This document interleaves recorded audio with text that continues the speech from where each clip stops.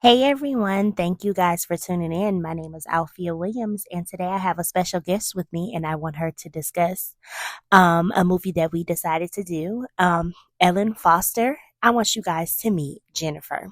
Go ahead, Jennifer. Thank you so much for allowing me to discuss this movie with you today, Althea.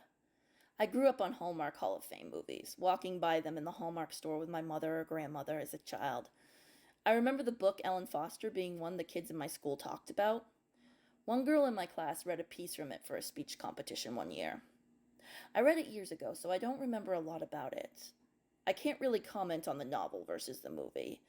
I do remember that Ellen made a big thing at the end of the book about how, as far as she'd come in her life, her little friend Starletta had it harder because of the racism and discrimination she faced. And I remember thinking that was really big of Ellen to show empathy for someone else when her life was real tough. They didn't include that in the movie. They did include Starletta and the discrimination she faced, but not that part at the end. Maybe because they wanted to simplify things and focus on the main plot line, since it's hard to condense a book into a 90-minute movie as it is. Anyway, I'll start by giving a brief description of the movie as I experienced it and wrap up with some thoughts. Ellen Foster opens with an introduction to a young girl who I figure must be about 10 or 11.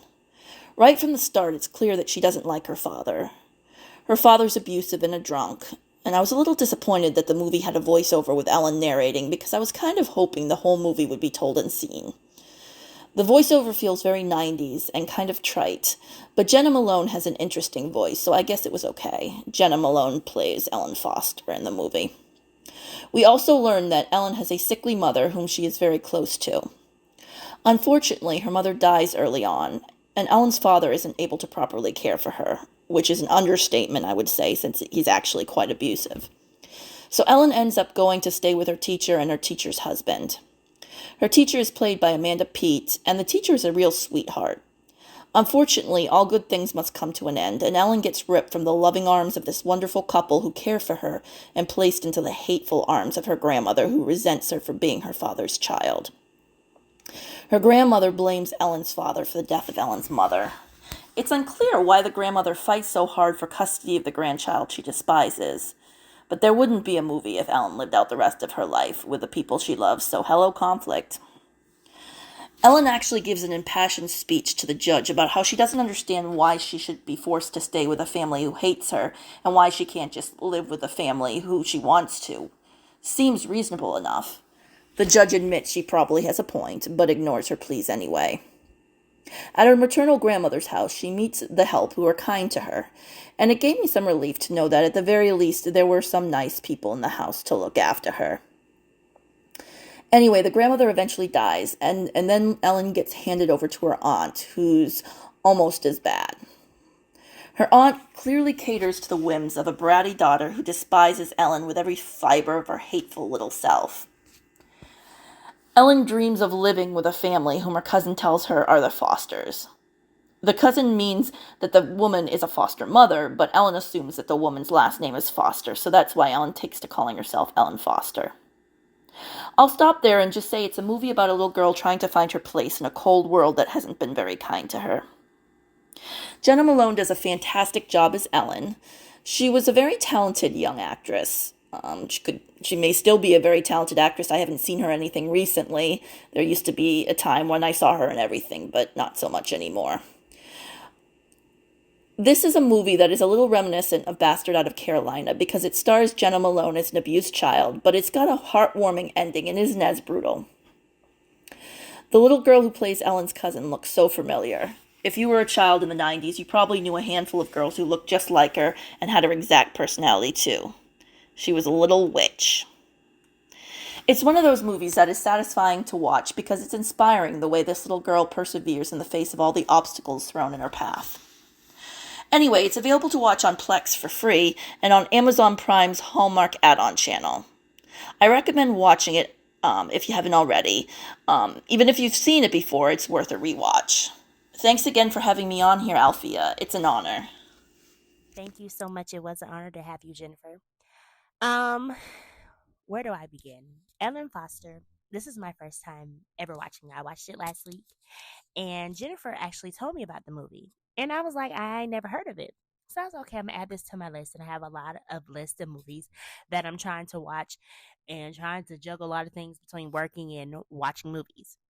So I will say Ellen Foster was a very good movie. It's a Hallmark Hall of Fame, as Jennifer said in her video. Um, how can I put Ellen Foster in the mindset? If you have never seen this movie, I suggest you download Plex and watch it. It it's a tearjerker.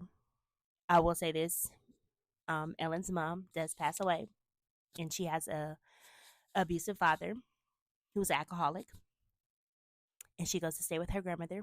Well, at first she goes to go stay with her teacher, and then her grandmother ends up fighting for her to be live with her. And for the life of me, I'm trying to figure out why are you fighting for her when you don't even care for the little girl. You offered for your daughter when she was alive that she could come stay with you, but you didn't offer her to come stay with her and your daughter. You offered for your daughter to come stay, but you didn't offer for your granddaughter to come. It was just like you just wanted her to come. It's just like, how can you offer your daughter a place to stay but not your granddaughter? And I really felt bad for Ellen. And even in the last final days of her grandmother being alive, Ellen really took care of her and looked out for her. Her grandma was just so nasty. And it reminded me of something a little personal, a little touching. I had an aunt, a great aunt, and she was during her last stages of life, um, she was very nasty. But they always said but she was just very nasty. And I kind of had one moment with her. I had walked to her house, and I was probably 8, and I was bringing groceries in the house. She was like, "Who are you?" And they was like, "That's Janelle." I go by my middle name. My family calls me Janelle. This is my middle name. And she was like, "Who are you?" And they was like, "Oh, that's such and such baby." And she was like, "I don't remember her." And I almost cried as a child, like, "Why are you being so nasty?" And people would be like, "Well, why were you so upset?" Just the way she said it, like she didn't know who I was, like I was a stranger. And come on, I'm a child of 8. Why are you acting like this? And they was like, "Don't pay her no mind. She's old and set in her ways." And I'm looking like, old and set in her ways. Come on now, old and set in her ways. She looking at me like that. Okay. But come to find out, my great aunt was going blind, and she was taking, I guess, it out on me, and it had nothing to do with me. But Ellen Foster, I just really felt her pain, and just even imagining what she went through. Then she went to go live with her aunt, and her aunt was not nice either, because her daughter didn't like Ellen. And I'm like, how you don't even like your little cousin? And I think her and Ellen was on the same age, because it was a scene that stuck out to me. She was like, "Well, your cousin got some clothes and we'll let you wear them." "She's not wearing my clothes." She said, "Well, you don't wear them." "She's not wearing my clothes even if I don't wear them." I'm like, "Well, dog, how you gonna be mean to your cousin? Your cousin done lost her mama. She done lost her granny, y'all grandmother, because she was living with her grandmother. And then you're being nasty and then snotty." And then when Ellen painted a picture for them for Christmas, the cousin was so nasty.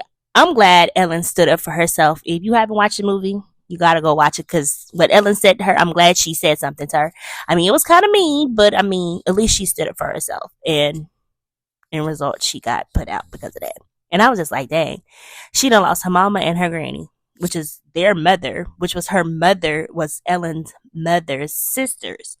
And they were really jealous of Ellen's mother, because Ellen's mother was the favorite, and that was their mother's favorite. And I guess Ellen's grandmother took it out on the other kids, and she also took it out on Ellen, because she feels as though Ellen's father is the reason why she lost her daughter. Because after her daughter died, she went and attacked him at the funeral, at the burial site. I was like, Lord, what am I watching? I say, oh my God, drama. But it was so emotional. And I'm so glad that you recommend the movie to me, and you helped me to realize that I need to watch a movie like that, because it, it, it was emotional. It was. And I thank you so much for recommending the movie, Jennifer. And thank you so much for being a part today. All right, you guys. If you haven't already, please go download Plex and watch Ellen Foster. Thank you, and see you again on the next review.